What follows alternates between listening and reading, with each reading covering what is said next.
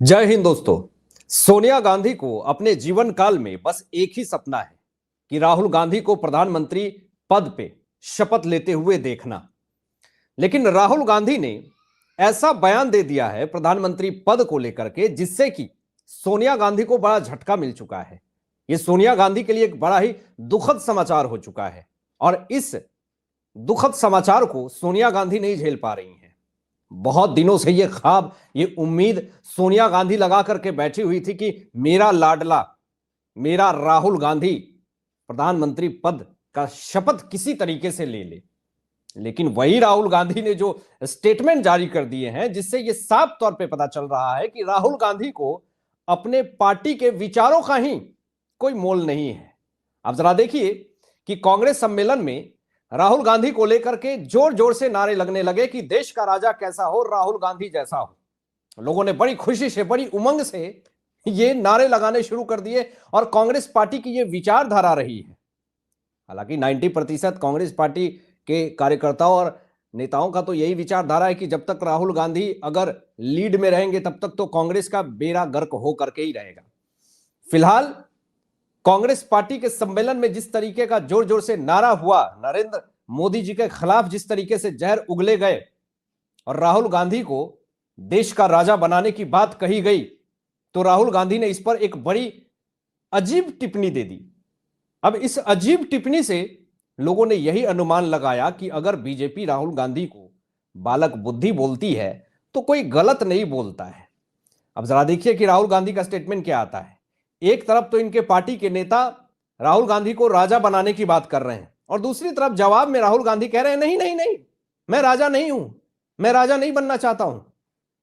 इससे तो यह पता चलता है, इससे यह साबित हो जाता है कि राहुल गांधी खुद को यह लायक नहीं समझते हैं कि मैं देश का प्रधानमंत्री बनूं। पहली चीज, अगर सिकंदर यह नहीं सोचता कि मुझे राज्य करना है तो क्या वो सिकंदर बन पाता?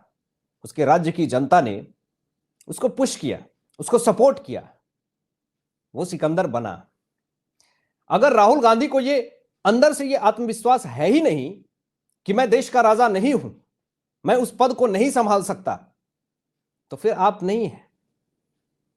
अगर कोई प्रधानमंत्री बन जाता है इसका मतलब यह नहीं है कि वो राजा हो गया। राजा का मतलब यह नहीं हो गया कि वो तानाशाह हो गया। राहुल गांधी इस चीज को क्यों नहीं समझते हैं कि राजा एक गार्जियन होता है। अयोध्या का भी कोई राजा था, राजा बहुत सारे हुए हैं। वो एक जिम्मेदारी होती है दोस्तों देश के लिए।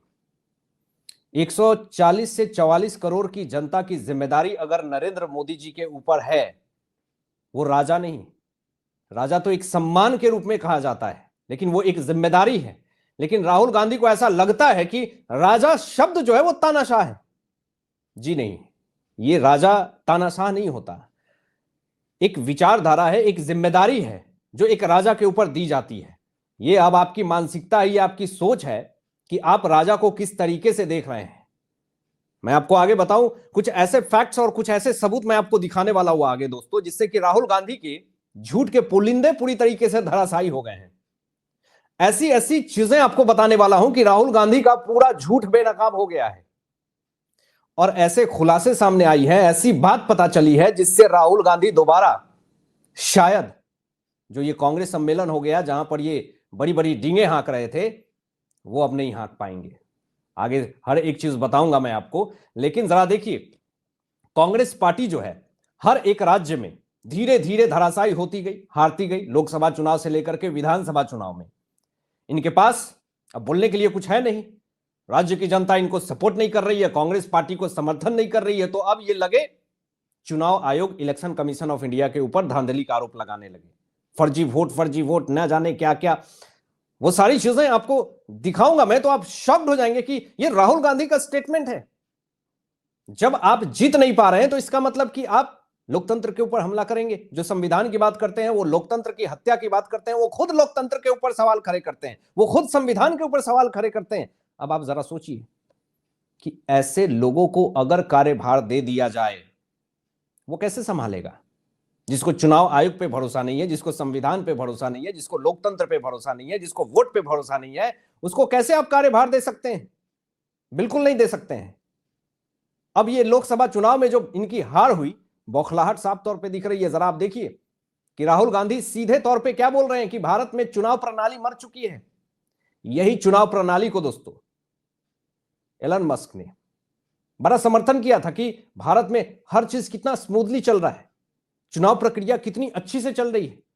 लेकिन राहुल गांधी को तो हमारे भारत देश की चुनाव प्रणाली जो है वो मरा हुआ दिखता है। राहुल गांधी दावा करते हैं कि लोकसभा चुनाव में धांधली हुई है और 1.5 लाख वोट फर्जी है। अब इस पे जब सबूत मांगा गया राहुल गांधी से, एक सबूत, कहते हैं ना कि एक सबूत भी पेश कर दे राहुल गांधी कि 1.5 लाख वोट फर्जी कैसे हैं, इसका सबूत आप दिखाइए, लेकिन एक सबूत भी पेश नहीं कर पाए राहुल गांधी। अब मामला यही नहीं है, जरा आप आगे भी देखिए कि 2025 लीगल कॉन्क्लेव में राहुल गांधी ने क्या कहा कि हम साबित कर देंगे कि कैसे लोकसभा चुनाव में धांधली हुई थी। मैं यह अभी कह सकता हूं क्योंकि मेरे पास 100% सबूत है। लोगों ने कहा कि ठीक है राहुल गांधी, बहुत अच्छी बात है, अगर आपके पास 100% सबूत है तो फिर आप बयानबाजी क्यों कर रहे हैं, आप सबूत दिखाइए ना। सुप्रीम कोर्ट ने यह बयान जारी किया था दोस्तों, और कांग्रेस पार्टी को बड़ी लतार लगाई थी कि अगर तेलंगाना में, कर्नाटक में आपकी सरकार बन जाती है तो वहां पे इलेक्शन कमीशन ऑफ इंडिया बहुत अच्छी है, और जिस स्टेट में आपकी सरकार नहीं बनती है वहां पर इलेक्शन कमीशन ऑफ इंडिया खराब है। यह बड़ा चिंता का विषय है, और यही बात पता चलती है जब सबको, तो बड़ा सदमे में आ जाते हैं राहुल गांधी। और यह सबसे बड़ा खुलासा दोस्तों जो मैं आपको अभी दिखाने वाला हूं, जरा देखिए कि राहुल गांधी ने यह खुलासा किया, और राहुल गांधी के जांच के अनुसार ये क्या कह रहे हैं कि 6.5 लाख वोटों में से 1.5 लाख वोट जो है वो फर्जी थे। और ये राहुल गांधी का मानना है और किसी का नहीं मानना है। इनका मानना है कि लगभग 70 से 100 सीटों पर धांधली हुई है। लेकिन जब पूछा गया, जब आपके पास 100% सबूत है, जब धांधली हुई है 70 से 100 सीटों पे, तो इसके सबूत भी आप पेश कीजिए, जनता के बीच में सबूत पेश कीजिए। सबको यह देखना है कि कैसे धांधली हुई है, किस लेवल पे धांधली हुई है। लेकिन उस वक्त राहुल गांधी चू तक नहीं करते हैं, एक भी स्टेटमेंट नहीं देते हैं कि आखिर किस तरीके से धांधली हुई है। दोस्तों, मोदी सरनेम को लेकर के, अमित शाह जी के खिलाफ बयानबाजी को लेकर के, नागरिकता को लेकर के, हमारे भारतीय वीर सैनिकों का अपमान को लेकर के, और ना जाने वीर सावरकर के मामले में भी इनके ऊपर ना जाने कितने सारे केसेस हैं, उसके सबूत और अपने आप को क्लीन चिट तो ये दिलवा ही नहीं पा रहे हैं। और इलेक्शन कमीशन ऑफ इंडिया के ऊपर आप आरोप लगा रहे हैं। इलेक्शन कमीशन ऑफ इंडिया ने कहा कि ठीक है तो कोर्ट में आकर के सबूत दीजिए। ऐसे मीडिया में मीडिया ट्रायल करने से कुछ नहीं होगा। इलेक्शन कमीशन ऑफ इंडिया ने साफ तौर पे राहुल गांधी को लतार लगाई थी और कहा था कि अगर आपके पास सबूत है, 100% सबूत है, तो फिर आप कोर्ट में पेश कीजिए, कोर्ट में मिलते हैं। यहां पर देखें आप कि उनकी ही पार्टी ने, राहुल गांधी की पार्टी ने, कांग्रेस पार्टी ने चुनाव आयोग के खिलाफ सबूतों का एक एटम बम खोज निकाला है। यह राहुल गांधी का स्टेटमेंट है। और राहुल गांधी कहते हैं कि हमने बहुत खोजबीन की क्योंकि चुनाव आयोग मदद नहीं कर रहा था, हमें जो मिला वह एक एटम बम है। जब यह फटेगा तो आप भारत में चुनाव आयोग को देख नहीं पाएंगे।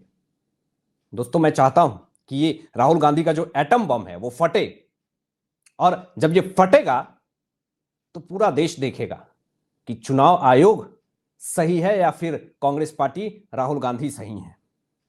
ये सीधा यही देश की जनता के दिमाग में डालना चाहते हैं कि बीजेपी के इशारों पे काम कर रही है election commission of India, vote में पूरा फर्जीवाड़ा चल रहा है। यह कांग्रेस पार्टी मानने को तैयार ही नहीं है कि जनता का समर्थन कांग्रेस पार्टी को नहीं मिल रहा है। यह एक्सेप्ट करने के मूड में नहीं है। अब इसका मैं खुलासा दोस्तों कर रहा हूं कि किस तरीके से राहुल गांधी झूठ के पुलिंदे हैं और भारी मात्रा में झूठ बोलते हैं, बल्क में झूठ बोलते हैं, और इतना झूठ बोलते हैं जो कि आप पकड़ भी नहीं पाएंगे, सफाई से झूठ बोलते हैं। और इसका खुलासा मैं आपको कर रहा हूं, जरा सबूत के साथ देखिए कि राहुल गांधी दावा कर रहे हैं बीजेपी के बड़े नेता अरुण जेटली के ऊपर। राहुल गांधी ने आरोप लगाया कि अरुण जेटली ने मुझे धमकाया था कृषि कानून को लेकर के। इतना बड़ा झूठ मैं सबूत के साथ दोस्तों आपके सामने प्रस्तुत करूंगा हर एक चीज। अरुण जेटली जी के बेटे ने पूरा पोल खोल करके रख दिया। जरा देखिए कि बीजेपी ने राहुल गांधी के इस दावे को फर्जी खबर बताया, और राहुल गांधी ने क्या कहा कि मुझे याद है जब मैं कृषि कानून के खिलाफ लड़ रहा था तो अरुण जेटली को मुझे धमकाने के लिए भेजा गया था। और उन्होंने क्या कहा था अरुण जेटली ने कि अगर आप सरकार का विरोध करते रहेंगे और कृषि कानून के खिलाफ लड़ते रहेंगे तो हमें आपके खिलाफ कार्रवाई करनी होगी। मैंने उनकी तरफ देखा और कहा, मुझे नहीं लगता कि आपको पता है कि आप किसके बात कर रहे हैं। यानी राहुल गांधी ने इनडायरेक्ट वे में अरुण जेटली जी को धमकाया। यानी कृषि कानून को लेकर के राहुल गांधी धरना पे बैठे हुए थे, तो अरुण जेटली जी ने उनको धमकाया था, ऐसा आरोप राहुल गांधी लगा रहे हैं। लेकिन ये एक बहुत बड़ा झूठ है दोस्तों। अरुण जेटली जी के बेटे ने खुलासा कर दिया कि कृषि कानून 2020 में पेश किया गया, तो फिर राहुल गांधी को कैसे अरुण जेटली धमका सकते हैं जब यह कानून ही 2020 में आया? तो यह एक बहुत बड़ा झूठ है, और ऐसा झूठ है जिससे कि राहुल गांधी फिर से एक बार एक्सपोज हो गए हैं। हालांकि आपकी क्या राय इन तमाम विषयों पर अपनी विचार व्यक्त कीजिएगा, और मिलते हैं एक लेटेस्ट ब्रेकिंग एनालिसिस के बाद। तब तक अपना ध्यान रखें, ख्याल रखें। सत्यमेव जयते। जय हिंद।